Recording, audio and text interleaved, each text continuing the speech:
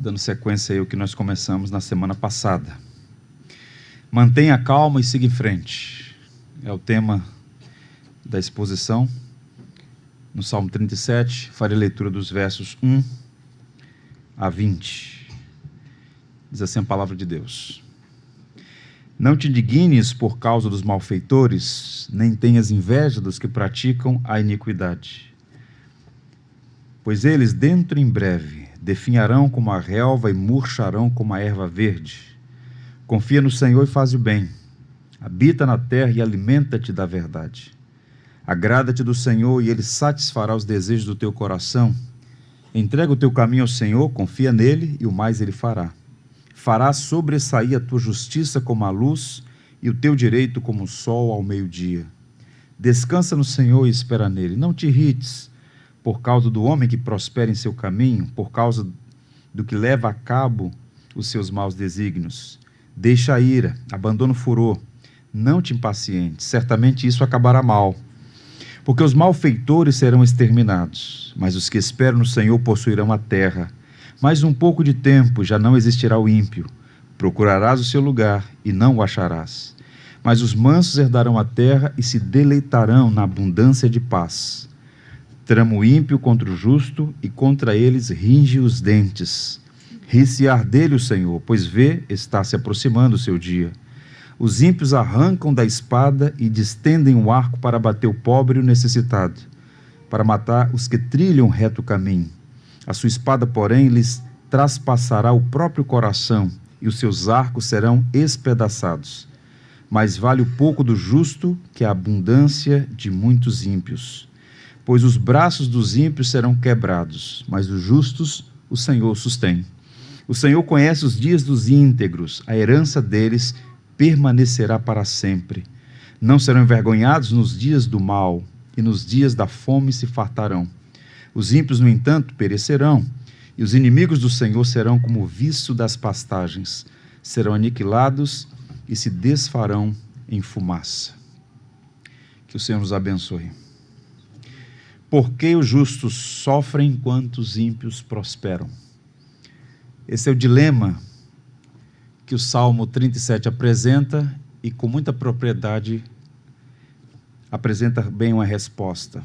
Eu diria, irmãos, que todos nós, em algum momento, já nos deparamos com esse dilema, ao ver uma situação no cenário político, numa situação relacional. A injustiça é uma característica deste mundo caído. E é uma experiência dolorosa ver uma injustiça e ter a impressão de que os maus se dão bem enquanto os justos padecem. E o propósito do Salmo 37, conforme nós já vimos na semana anterior, é encorajar, é trazer à memória algumas verdades que vão servir de consolo e de força para que os justos prossigam na jornada. Esse salmo foi escrito por Davi, muito provavelmente o último salmo escrito por ele, quando Davi já era um homem experiente, amadurecido. Ele diz isso textualmente no verso 25, fui jovem e agora sou velho. Então, muito provavelmente, Davi está aqui na fase final da vida, deixando esse salmo como uma espécie de testamento para a nação de Israel que ele governava. Ele encontrou resposta para essa questão. O dilema que Davi enfrentou, tal como Asaf, no Salmo 73, é um dilema antigo, é um dilema atual, é um dilema difícil, mas a Bíblia tem resposta. Por que os ímpios prosperam enquanto os justos sofrem? E o Salmo 37, que é um salmo de sabedoria, de caráter pastoral, apresenta uma resposta relativamente simples, resumida no tema dessa mensagem: mantenha calma e siga em frente. Semana passada nós examinamos os primeiros 11 versos, não é um salmo de fácil arranjo didático, ele parece mais uma coletânea solta de provérbios. Aqui foi uma tentativa de fazer um ajuste didático, mas nos primeiros 11 versos nós examinamos que Davi basicamente propõe duas coisas: olhar para o alto e olhar adiante. Quando nós olhamos para o alto, nós ouvimos da parte de Deus a seguinte palavra: não fique irritado, não te impacientes, não permita que essa indignação se transforme em ira pecaminosa. Davi está orientando o povo de Deus sobre os perigos de uma reação errada em relação à injustiça. Todos nós devemos reagir, mas nem sempre reagimos adequadamente. Então, a indignação inadequada, a impaciência, a irritação não é uma resposta adequada. Por isso ele diz, olha, confia em Deus, faz o bem, agrada-te do Senhor, descansa no Senhor, entrega teu caminho ao Senhor, deixa ir, abandona o furor, porque isso não vai acabar bem. Então ele começa falando ao povo de Deus, primeiro que a gente não deve fazer, ceder às emoções, como diz Tiago, irmão do Senhor, a ira dos homens não produz a justiça de Deus. Ao mesmo tempo, a gente deve buscar, repito, confiar no Senhor, deleitar-se no Senhor, descansar nele e nos esperar no Senhor. Pois bem, dito isto, ele vai dizer, a partir do verso 9, que nós devemos ter uma visão de longo prazo, porque a injustiça é real, né? A gente vive, repito, num mundo marcado por injustiças, mas a injustiça, ela é temporária. Pedro vai dizer que nós aguardamos novos céus e nova terra onde habitam a justiça. Vai acontecer o dia, a hora e o momento em que a justiça e o direito serão claras como a luz do sol. Pois bem, ele vai dizer no verso 10, mais um pouco de tempo já não existirá o ímpio, procurarás o seu lugar e não o acharás. Em outras palavras, os ímpios estão se dando bem, mas se dar bem, essa vantagem é temporária, tem hora para acabar.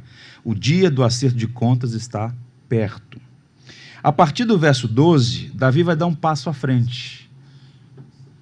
Ele vai falar sobre a necessidade de ter uma visão de longo prazo, o que nem sempre é fácil, porque nós somos filhos do tempo e essa geração é marcada pelo imediatismo. Nós queremos soluções rápidas e imediatas. Se você mantiver a sua Bíblia aberta e acompanhar a leitura a partir do verso 12, a gente vai perceber claramente isso. Davi ampliando nosso entendimento sobre o fim do ímpio, o fim dessa injustiça. Vai acontecer. Manter a calma e seguir em frente exige uma confiança no Senhor. Por sua vez, essa confiança é fortalecida quando colocamos o quadro em perspectiva. Somos exortados a confiar nele, descansar nele. Mas percebam, muitas vezes as circunstâncias conspiram contra. Você tem uma orientação, descansa em Deus, confia em Deus, espera nele. Mas não é fácil manter essa resoluta confiança ao ver a injustiça triunfando, aparentemente triunfando. E um agravante é essa visão imediatista, falta-nos uma visão de longo prazo. Vejam, irmãos, pensando na visão, é uma bênção, não é? A capacidade de ver, de enxergar, é uma bênção. A capacidade de ver é algo maravilhoso. E não é por acaso que nós temos dois olhos. Já pensou se tivesse um só assim no meio? Que coisa estranha. Deus tem senso estético. Deus nos deu dois olhos, não apenas por uma questão estética, mas por uma questão funcional. É interessante quando a gente para pensar nisso. Nós precisamos de dois olhos para ter aquilo que os médicos chamam de visão tridimensional. Cada olho enxerga um objeto em um ângulo ligeiramente diferente. E é essa perspectiva que nos dá uma sensação de profundidade. Tecnicamente, isso é chamado de visão estereoscópica. É o termo técnico. Só enxerga bem quem tem dois olhos alinhados para que tenha uma visão de profundidade, uma visão de longo prazo, uma visão à distância. Quando a pessoa perde um olho ou tem uma falta de alinhamento, ela perde essa visão tridimensional. Ela não consegue enxergar além, mais à frente. Se os irmãos me permitem, eu penso que Davi está propondo aqui, ele está se comportando, agindo, como uma espécie de oftalmologista, um médico dos olhos.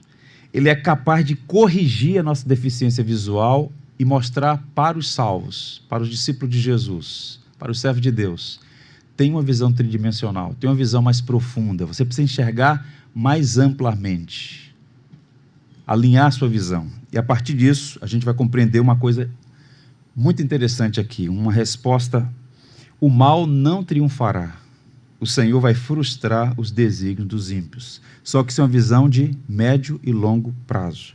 Eu queria, a partir do verso 12, estabelecer aqui algumas proposições e aplicações para a nossa fé. para o nosso crescimento espiritual. Vejam, a primeira coisa que eu quero destacar aqui é que os ímpios tramam contra os justos, mas o Senhor dá risada deles. Observe o verso 12: trama o ímpio contra o justo e contra ele ringe os dentes. Então Davi está fazendo uma constatação que você e eu também pode subscrever. O mundo é marcado por homens maus e perversos que tramam contra os justos.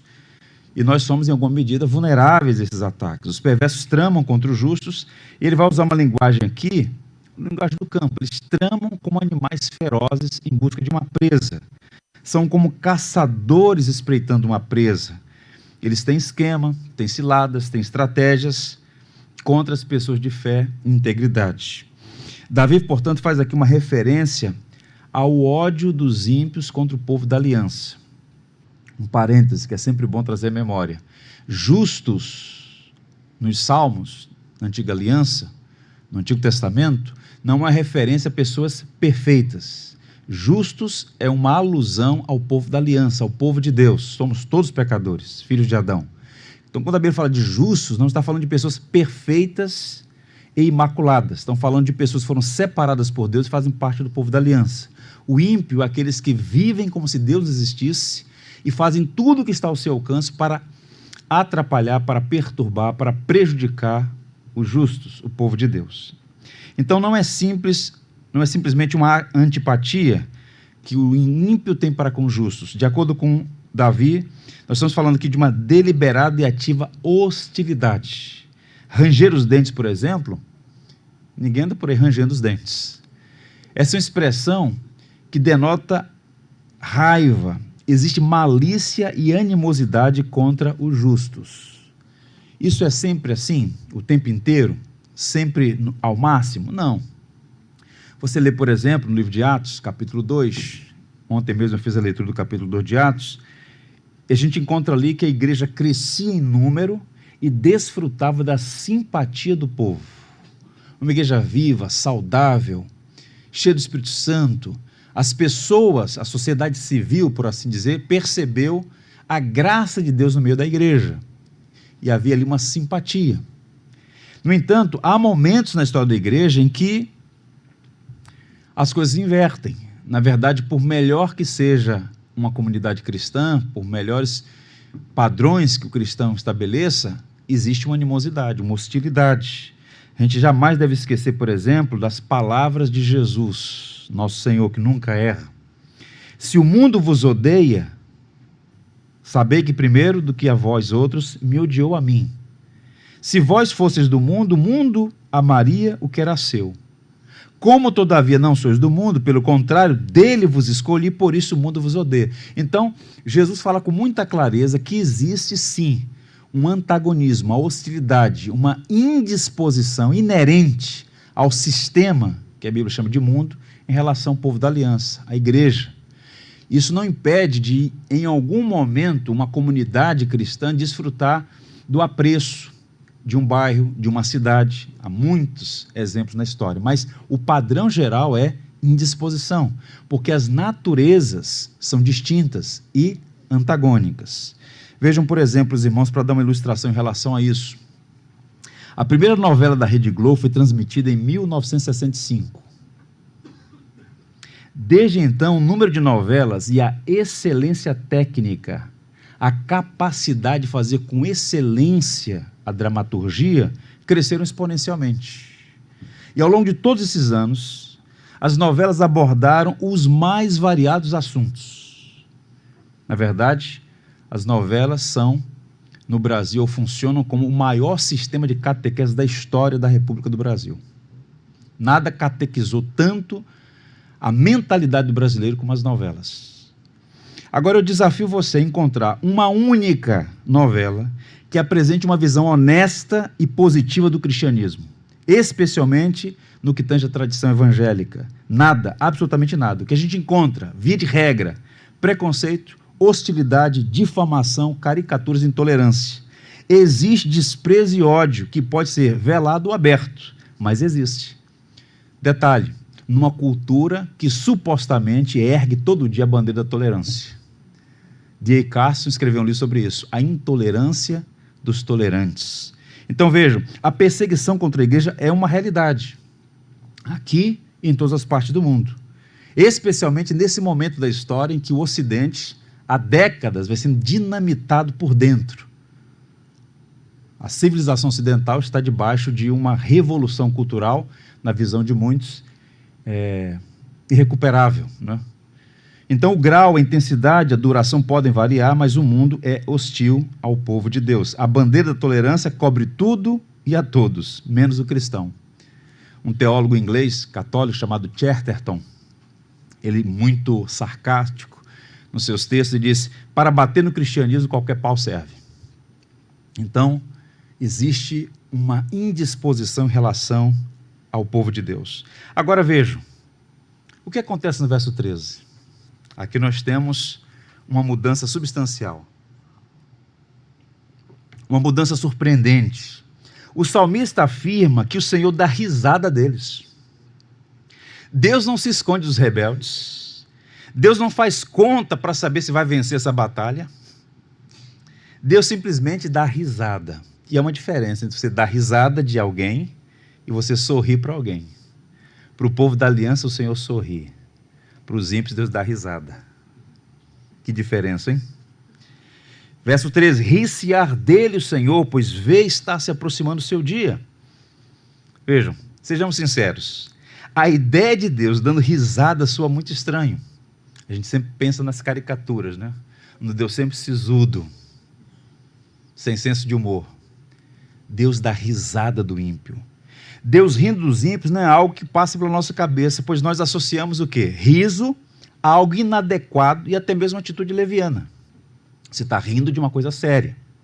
Agora, o riso de Deus no Salmo 37, é como no Salmo 2, a primeira vez em que é dito que Deus dá risada dos rebeldes.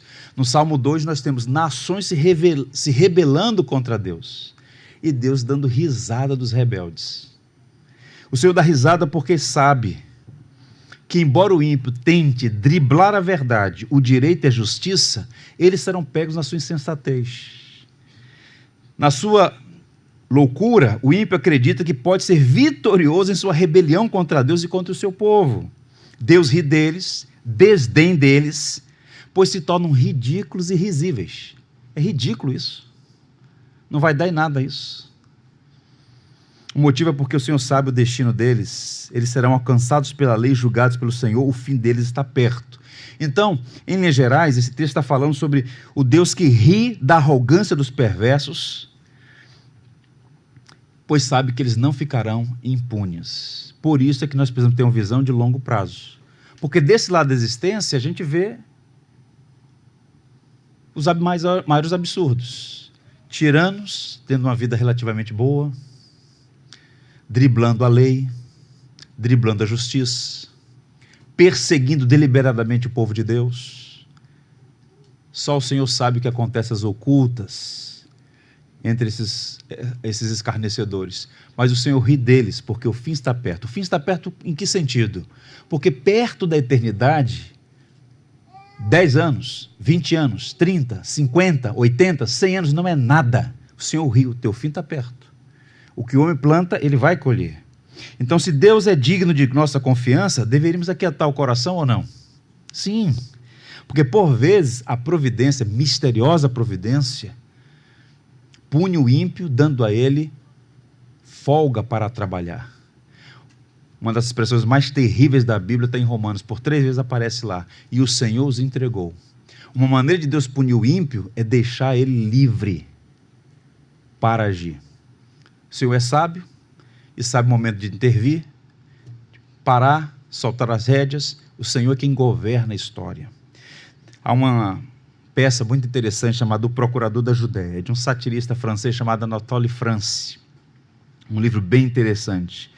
Então ele cria um romance baseado naquele encontro histórico entre o apóstolo Paulo e o procurador Festo, procurador romano. E no texto dele, ele diz que Festo chega diante de Paulo com aquela toga romana, todo bem apresentável, oficial do mundo, representante da Roma gloriosa. Então arrastam o apóstolo Paulo até ele. Paulo maltrapilho, um farrapo humano, e Festo lá todo pomposo. Vejam, Paulo, o maior apóstolo da igreja, o maior teólogo do cristianismo, olhado por Festo como um farrapo humano, um judeu no fim do mundo pregando sobre um homem ressuscitado, e Festo representando a gloriosa Roma. Que contraste!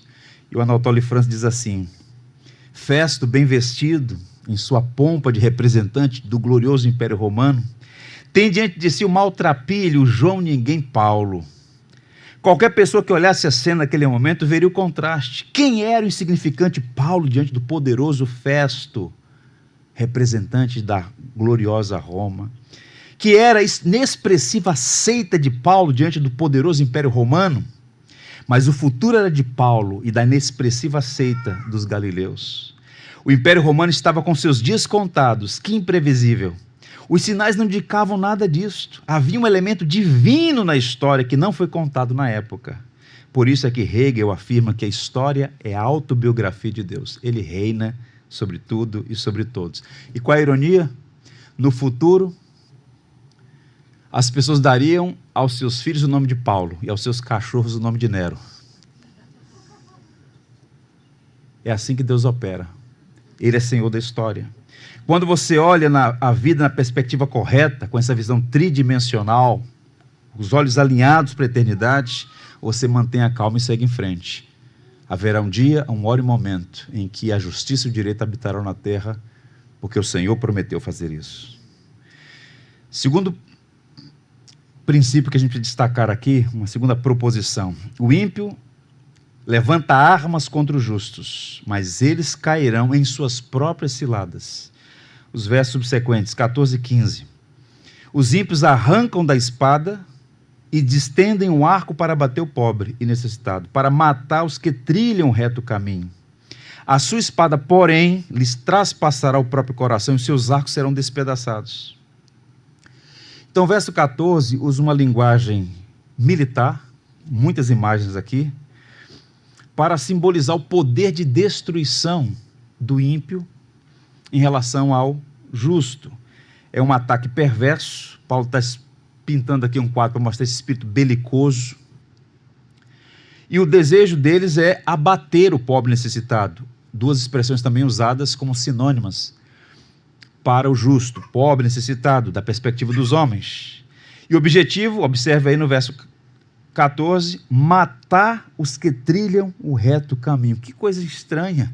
Matar quem está no caminho certo. É o que tem acontecido todo dia. Nunca, em nenhum outro momento da história do cristianismo, a igreja foi tão perseguida quanto nesse exato momento. Estão matando os que trilham o reto caminho. Esse é o desejo do ímpio. Para o perverso, não há lugar para o justo neste mundo. Agora, o verso 15, e é o foco aqui, nós temos uma virada de mesa. A sua espada, porém, esse porém aqui mostra uma mudança. A sua espada, porém, lhes traspassará o próprio coração e os seus arcos serão espedaçados. E qual é o princípio geral aqui? O mal é autodestrutivo. Existe a semente da morte no próprio mal. Os ataques dos ímpios se voltarão contra eles mesmos. Em algum momento, cedo ou tarde, os ímpios serão punidos pelos seus próprios pecados. O salmista está dizendo que eles vão cair nas armadilhas que eles mesmos prepararam. Morrerão por suas próprias armas. Em outras palavras, o pecado pune o pecador. É uma lei. Muito provavelmente você tem aqui uma alusão ao Salmo 35. Venham sobre o inimigo a destruição, quando ele menos pensar, e prendam nos laços que tramou ocultamente. Caia neles para a sua própria ruína. Ou seja, o mal se volta contra o malfeitor. O pecado pune o pecador. Eu estava pensando sobre isso, sobre esse princípio da justiça retributiva, que é uma teologia densa do Antigo Testamento. Lembrei de uma história relacionada à Romênia. E especialmente a história de um pastor batista chamado Joseph Tisson. A Romênia é um país no leste europeu que caiu nas mãos dos comunistas em 1948. e foi transformado numa ditadura por décadas.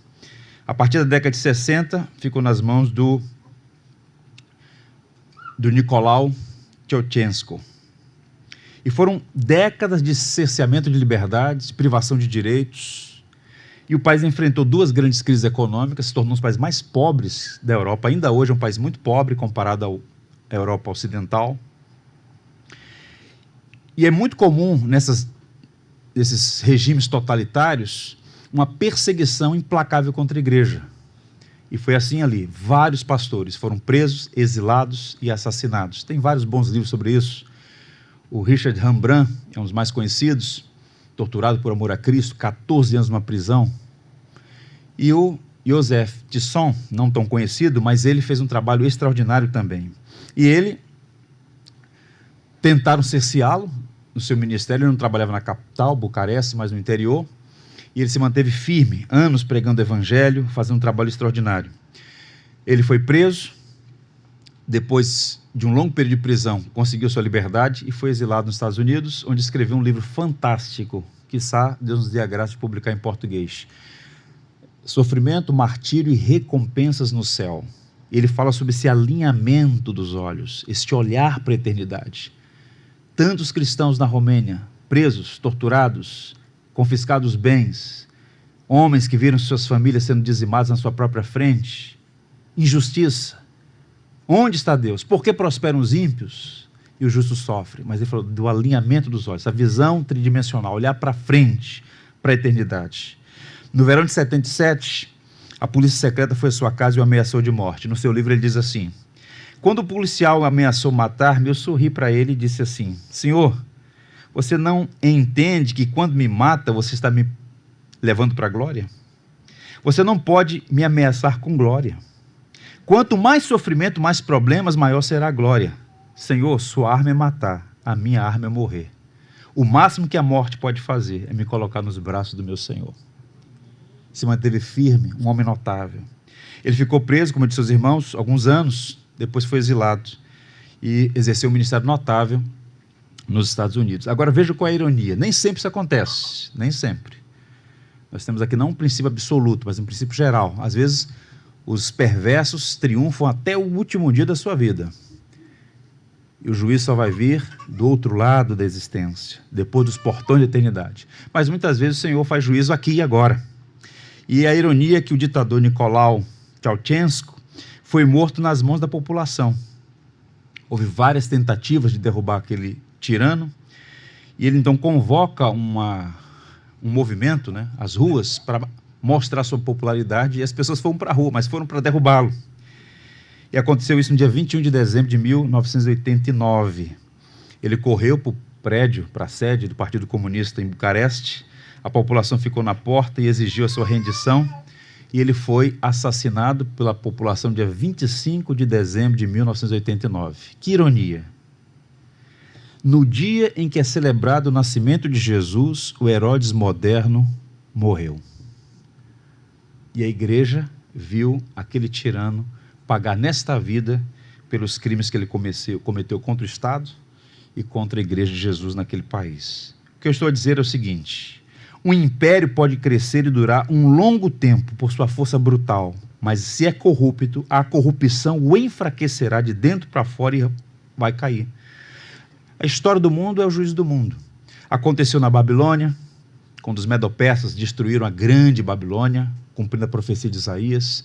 Aconteceu com os gregos, aconteceu com os romanos. E reinos se levantam e são abatidos pelos desígnios da providência.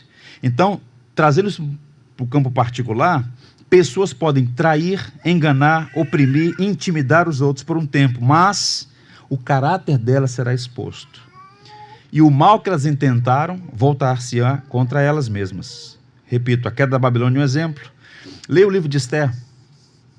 Quer outro exemplo? O livro de Esther. O livro de Esther é sobre a providência de Deus preservando um povo, o povo judeu, de onde vem a salvação. E havia um intento para matar todos os judeus. E um homem perverso chamado Amã preparou uma forca para Mordecai. A mão invisível mudou o jogo e ele foi enforcado na própria forca que preparou. O pecado pune o pecador. O mal pune o malfeitor. Então esse é um princípio geral aqui. O malfeitor se tornando vítima de suas próprias ações. E esse é um princípio comum de justiça no livro dos Salmos. Então eu queria dar uma palavra aqui aos irmãos. Ouçam, não percam a paciência. O juízo de Deus vem no tempo de Deus. Tem uma visão de médio e longo prazo. Deus não se deixa escarnecer. O que o homem plantar, isso também colherá. Terceira verdade que eu quero destacar aqui. A riqueza e o poder dos ímpios acabarão, mas o Senhor sustentará os justos. Vejam o verso 16. Mas vale o pouco do justo que a abundância de muitos ímpios, pois os braços dos ímpios, verso 17, serão quebrados, mas os justos o Senhor os sustém. Davi lança a mão de um provérbio. Aqui você percebe claramente que a natureza do Salmo 37 é realmente uma coletânea de provérbios, né? Ou tem uma dinâmica proverbial. Então, em linhas gerais, o que é dito aqui é o seguinte: os ímpios podem até prejudicar os justos, mas a equação espiritual é outra. E aqui eu gostaria muito da sua atenção para isso. A equação é outra. O pouco do justo vale mais do que muito dos ímpios. Os ímpios vão fazer manobras e esquemas, eles crescem, parecem estar em vantagem em relação aos justos, mas a sua conta é outra. Davi está pisando aqui num terreno que exige de nós uma completa, total confiança de Deus, porque o cumprimento da promessa demanda, por vezes, tempo. E esse tempo tardio é que conspira contra a nossa fé. A palavra está dizendo que o Senhor vai punir o homem ímpio e vai favorecer o justo. Mas eu não estou vendo isso acontecer. Não porque você está tendo uma visão imediatista, olhando para aqui e agora. Mas a promessa é, isso vai acontecer. Aqueles que têm confiado em Deus ao longo da vida podem testemunhar isso. Deus sustenta os seus servos. Então ele está usando essa linguagem aqui, ó. Mais vale o pouco do justo do que a abundância de muitos ímpios. Veja o testemunho de Davi no verso 25, saltando um pouquinho para frente aí. Fui moço e agora já sou velho, porém jamais vi o justo desamparado, nem a sua descendência mendigar o pão. Esse verso não é uma promessa absoluta. Caso contrário, Paulo não teria experimentado essa promessa. Paulo passou necessidade. O que Davi está dizendo aqui, vejam, isso aqui não é um endosso para a teologia da prosperidade. O que Davi está dizendo aqui é que ele pode dar testemunho da fidelidade de Deus. Ele nunca vai desamparar o justo.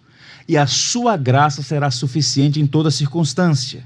Embora todos nós sejamos sujeitos às mais terríveis adversidades, a gente pode dizer, em todo tempo eu posso experimentar o cuidado de Deus, a bondade de Deus. O verso 18 ele diz, o Senhor conhece os dias dos íntegros e a herança deles permanecerá para sempre. Tal como o Salmo 34, que nós já expusemos aqui, Davi está dizendo que as necessidades do justo serão supridas. Ele pode até eventualmente passar por dificuldades, e algumas bem agudas, mas ele nunca será desamparado. O israelita via essa imortalidade dos seus descendentes, veja a linguagem aí, herança para sempre. Então, essa imortalidade no Antigo Testamento, via de regra, estava vinculada à descendência. Mas é muito provável que nós tenhamos aqui uma forma embrionária do conceito de eternidade no Antigo Testamento. Derek Kidner, por exemplo, trabalha nessa perspectiva. Nós temos aqui uma espécie de alguns pontos do Antigo Testamento lançando luz sobre aquilo que está mais claro no Novo Testamento, a eternidade. Então os perversos desaparecerão como a beleza do campo depois de uma queimada, apenas fumaça e desolação. Qual é a aplicação para nós aqui, gente? Em relação a isso, o pouco do justo é melhor do que o muito dos ímpios. Olhe para a riqueza na perspectiva correta. Esse é um assunto que a gente precisa refletir com mais propriedade, dedicar mais tempo. Esse é um assunto realmente que exige de nós uma leitura bíblica mais aprofundada. Olhar para a riqueza na perspectiva correta. Há muitos anos atrás, sabe aqueles textos, quando você está lendo a Bíblia, de repente um texto salta diante dos seus olhos, você nunca li isso na vida? Meu Deus, estava aqui, parece que eu nunca li esse texto. É um texto de Provérbios 13, verso 7. Uns se dizem ricos sem terem nada, outros se dizem pobres sendo muito ricos. Por que que alguns se dizem ricos e não têm nada? E por que que alguns se dizem pobres tendo tudo? Paulo lança a luz disso aqui. Lança a mão dessa verdade, perdão, quando ele diz assim, ó, não tendo nada, mas enriquecendo a muitos.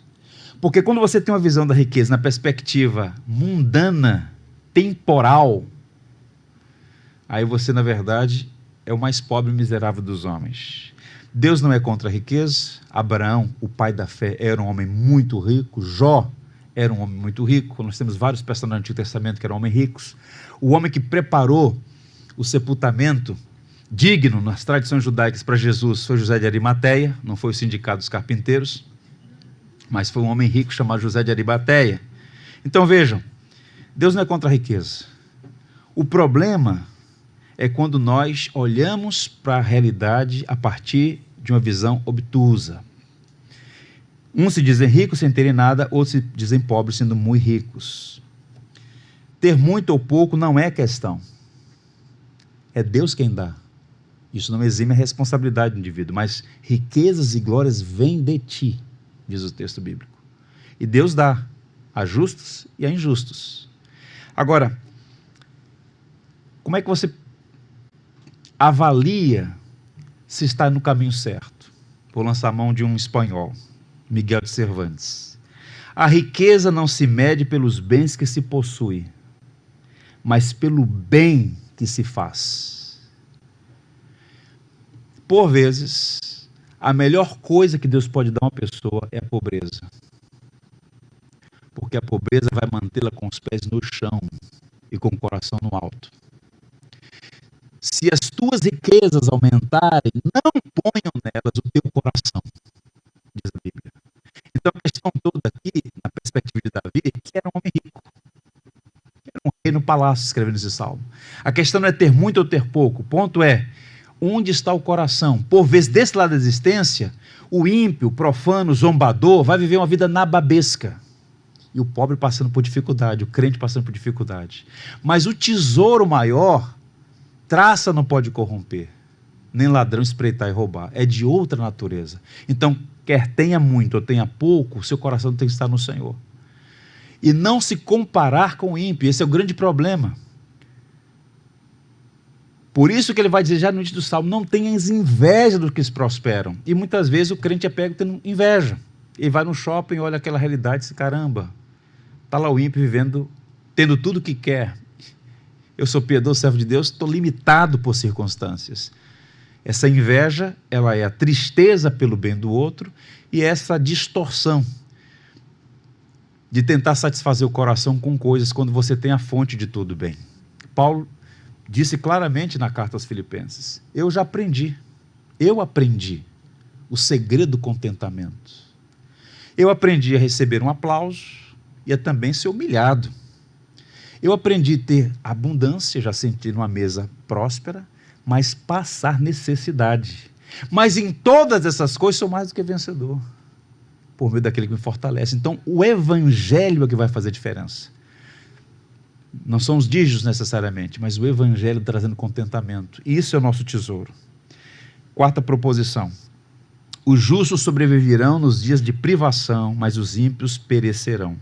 Os dois últimos versos que pretendo apresentar aos irmãos aqui, versos 19 e 20, dizem assim, não serão envergonhados nos dias do mal, e nos dias da fome se fartarão. Os ímpios, no entanto, perecerão. E os inimigos do Senhor serão como o viço das pastagens, serão aniquilados e se desfarão em fumaça. Aqui Davi introduz o que ele vai tratar no restante do Salmo, que é o contraste entre o justo e o ímpio. A partir do verso 21, você vai observar aí, é o tempo inteiro as adversativas. Porém, mais, contudo, todavia, ele comparando o justo e o ímpio. Então, os justos não serão envergonhados no dia do mal e nos dias de fome se fartarão. Esse verso é um verso escatológico, pois está apontando aqui para o evento final. Desse lado da existência, os justos padecem sim. Estão em desvantagem aparente? Sim. Mas o que importa é o final da conta. Não terão vergonha nem fome, porque dignidade e honra serão os emblemas do povo de Deus. Os ímpios, no entanto, ele vai dizer, perecerão, e os inimigos do Senhor serão como o viço das passagens, serão aniquilados e se desfarão em fumaça. Um exercício bom que a gente faz para ler o Antigo Testamento é ler o Novo Testamento e tentar olhar para o Novo Testamento como uma espécie de ilustração do Antigo, né? Agostinho falou muito sobre isso. O Antigo Testamento está exposto no Novo e o Novo oculto no Antigo. Então, assim, a Bíblia se complementa, é um livro sem igual.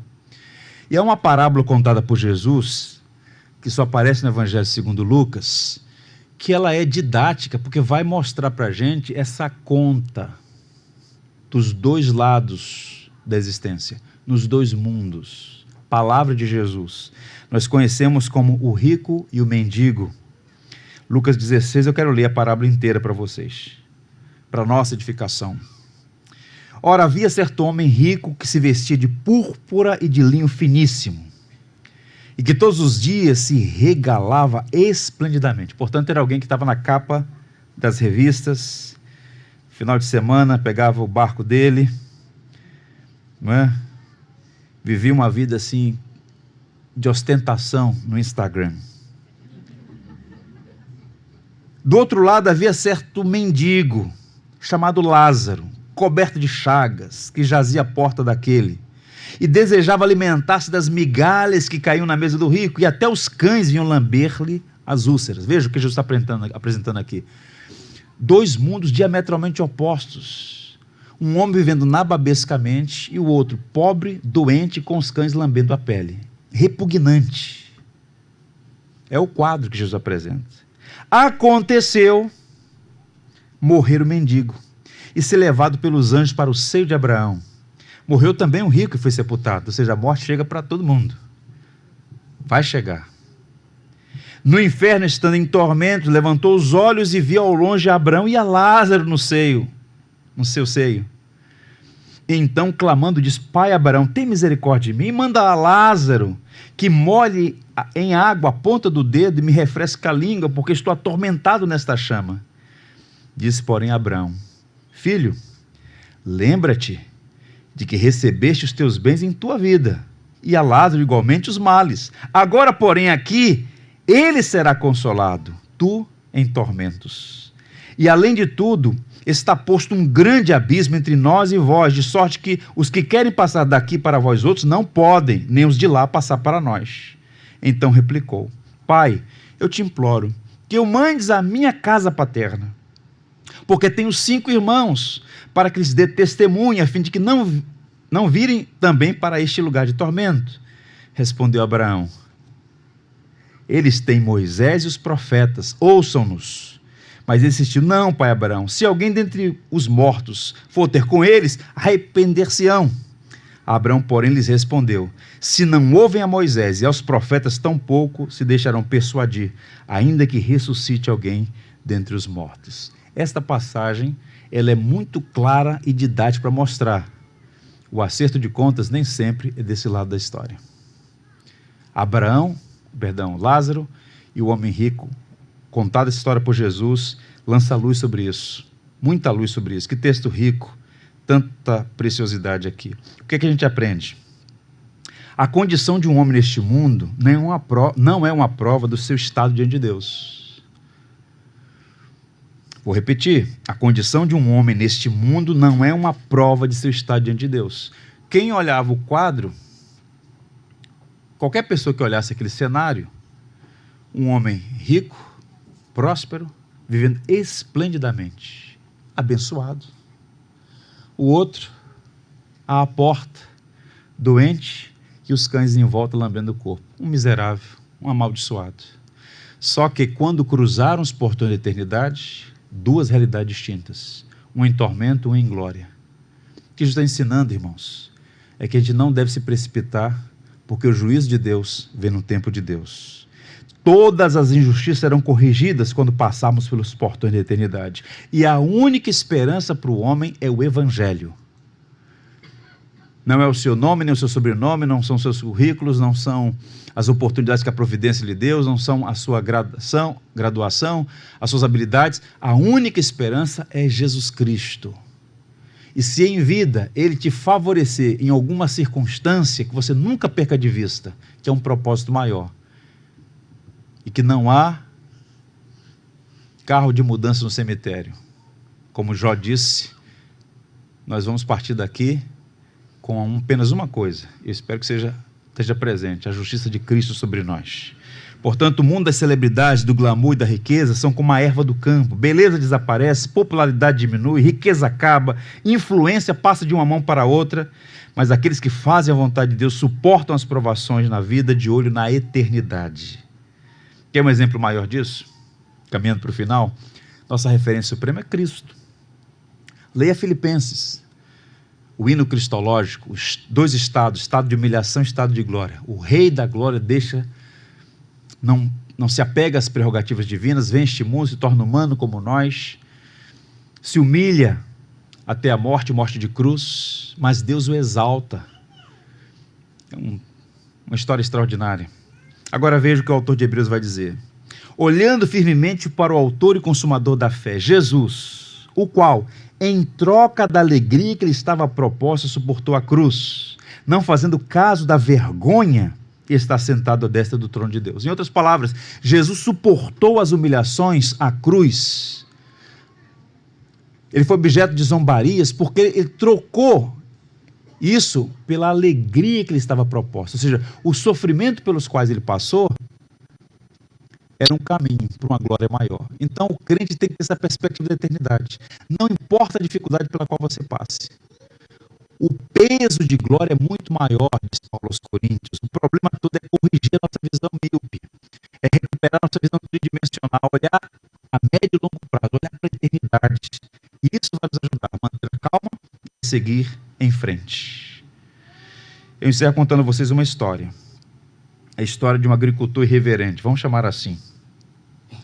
Havia dois camponeses, um crente e um ímpio. Eles eram vizinhos e ambos bons agricultores, trabalhavam no cultivo da terra. O ímpio era zombador. Sempre que tinha oportunidade, ele fazia algum juízo em relação à fé e à piedade do seu vizinho. Na época da colheita, a produção do ímpio 10 vezes maior do que a do seu vizinho crente. Por algum motivo, a colheita do irmão, do crente, ficou prejudicada, uma praga assolou a lavoura. Então o ímpio passou e disse: pelo visto teu Deus não te ajudou. Como eu não preciso dele, eu tive uma grande colheita. Que resposta você dá para um zombador? E a resposta foi: Deus nem sempre acerta as contas no outono. Eu estava dizendo que você está olhando o quadro a partir de uma colheita. Deus nem sempre acerta as contas no outono. Em outras palavras, se você mantiver os seus olhos apenas desse lado da vida, você vai ser consumido pela indignação, pela raiva, pela impaciência e pela ira. Mas se você mantiver a calma e olhar para frente, você saberá e terá experimentar a paz, que o Senhor fará justiça. Abra sua Bíblia no livro de Malaquias, capítulo 3, a partir do verso 13. Quero que você acompanhe a leitura desse texto.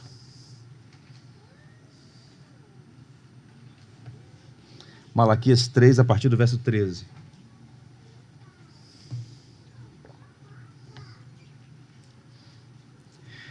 As vossas palavras foram duras para mim, diz o Senhor.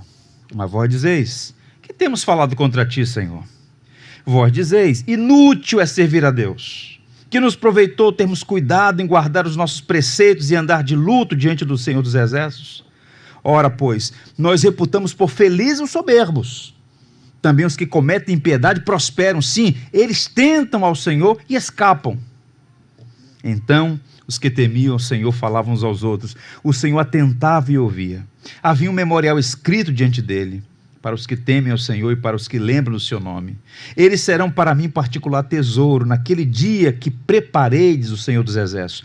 Poupa-lo-eis como um homem poupa seu filho que o serve. Então, vereis outra vez a diferença entre o justo e o perverso, entre o que serve a Deus e o que não serve. Que o Senhor guarde isso no nosso coração. Mantenha calma e siga em frente. Vale a pena servir ao Senhor. Amém, gente? Vamos orar. Curve a fronte, vamos todos falar com Deus. Pai, nós te louvamos por sua palavra viva, eficaz, atual, poderosa para vir ao nosso encontro e corrigir as nossas deficiências e também fortalecer a nossa fé. Vivemos num mundo marcado por muitas injustiças e por vezes nos encontramos num dilema, com muitas perguntas para as quais nem sempre encontramos resposta. Mas esse salmo e outras partes da tua palavra, Senhor, são para nós uma boa referência que aquieta o nosso coração e nos ajuda a entender os teus propósitos.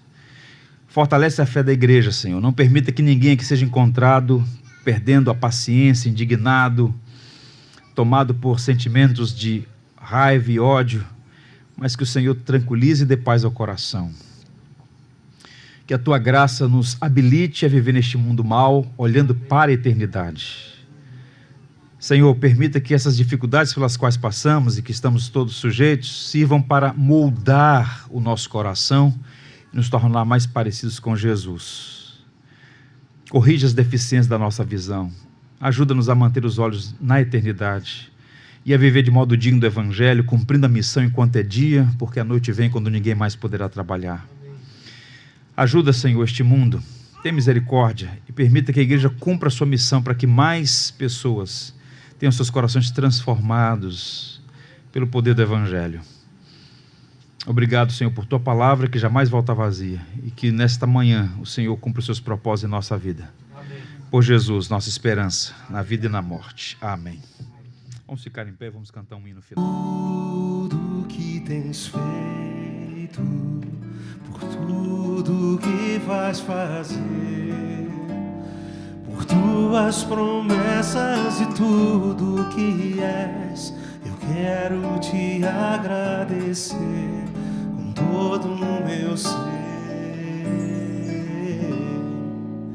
Te agradeço, meu Senhor. Te agradeço, meu Senhor. Te agradeço por me libertar e salvar, por ter morrido em meu lugar. Te agradeço, Jesus, te agradeço. Eu te agradeço, te agradeço por tudo que tens feito, por tudo que vais fazer, por tuas promessas e tudo que és. Eu quero te agradecer com todo o meu ser. E aí? Te agradeço, meu Senhor. Te agradeço,